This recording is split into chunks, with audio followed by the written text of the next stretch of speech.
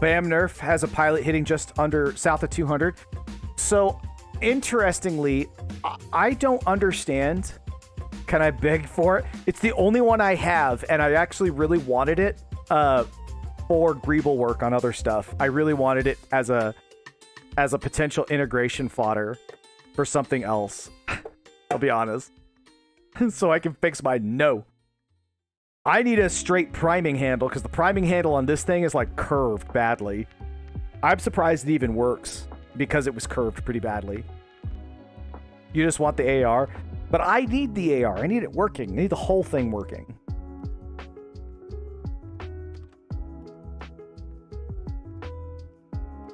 So the how short of a brass barrel are we talking? I saw somebody who tried putting 10-inch brass on theirs, and I just did not understand the point of having that much brass for this small of a plunger tube. I mean, remember, even on the knockout that I made, I was hitting 185s, 190, and it was like a piece of 5-inch brass. Why would you double that? That person was getting 160. It was like, that is so much overkill of brass. You do not need that much brass. Looks like 5. Remember, I used roughly about the same amount of brass on my knockout and was getting shy of 190. You sent him a DM? Yeah. I don't understand why people feel that they need more brass when it comes to stuff. Brass is such a tight fit. You need less brass. If you have aluminum, like a larger diameter barrel, like inner diameter, then you can go slightly longer, but it's just a trade-off. Like, I never understand people who do that. And the person who had 10 inches of brass also had a bearing scar at the end of it. I still don't get it. That's just so much material on that. You're probably losing performance. I bet if they cut 2 inches off of that brass, it'd probably perform way better.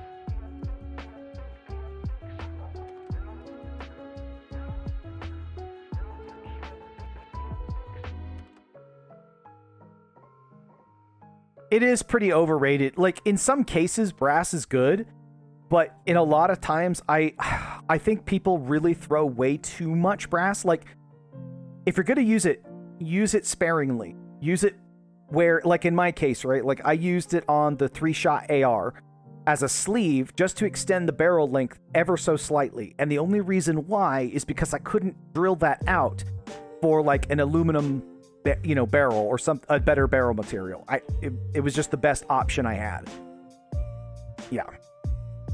Use it for tightening rings. Yeah. That makes sense to me. But a lot of people who just want to cram 6 to 10 inches of brass on everything is just weird.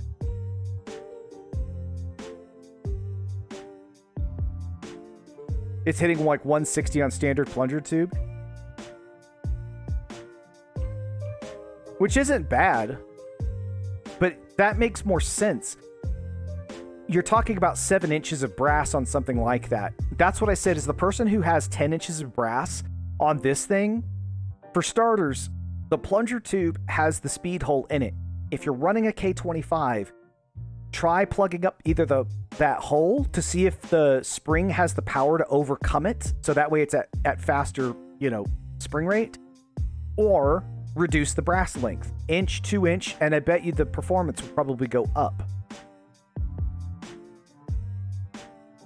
Yeah, and there's a lot of things that go into consideration. What type of dart, what's the humidity, what's the elevation, there's a whole bunch of unknowns that go into that, and that's why I'm kind of like, oh, it's too much.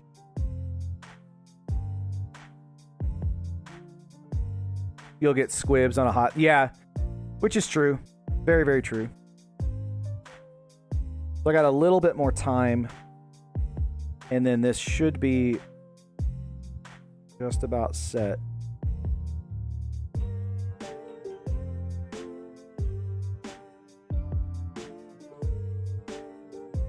Still a little too soft for my liking, so...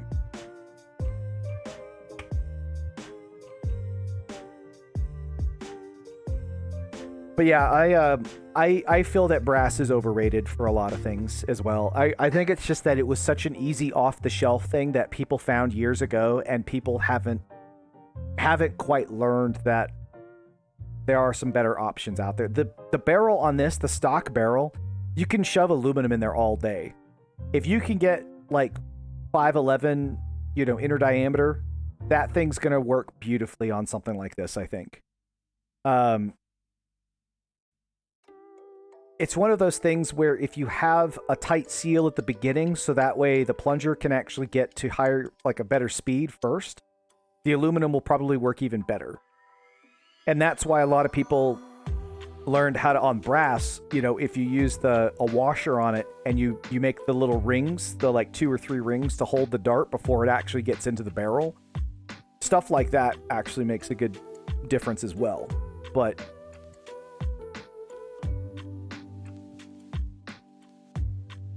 Worker Gen 3 darts in purple. I didn't know that the purple ones were slightly smaller diameter.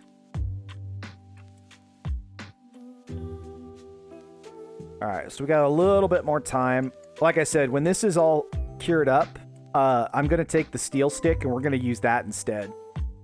It's not advertised. Yeah, no, I'm sure somebody checked it, like, just to see. And it was probably one of those things where, this seems to be a couple thou less.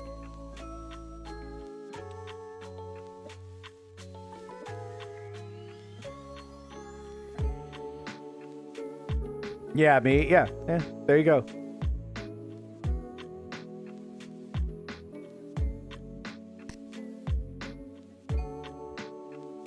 Grab that steel stick while I'm at it.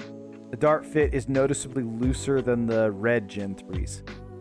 And it's interesting because I know different foams and color of the foam actually makes a difference in like the process of them.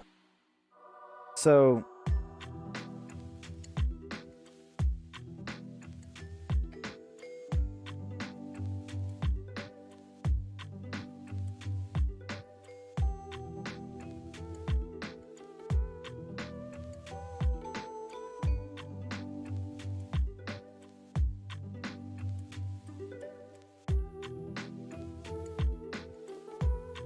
getting there. Slowly but surely. Don't tell me surely.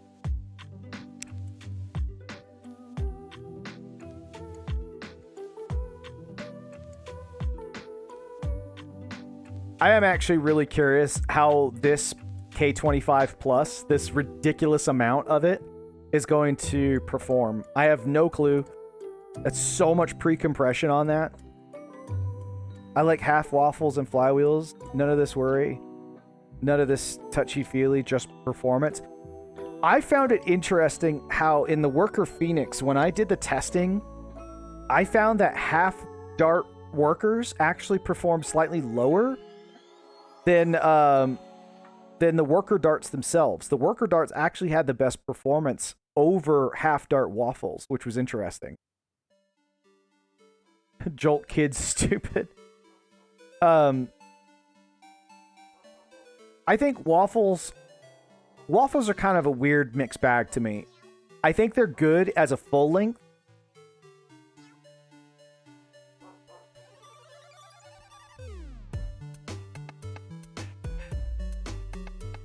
The Phoenix is an outlier.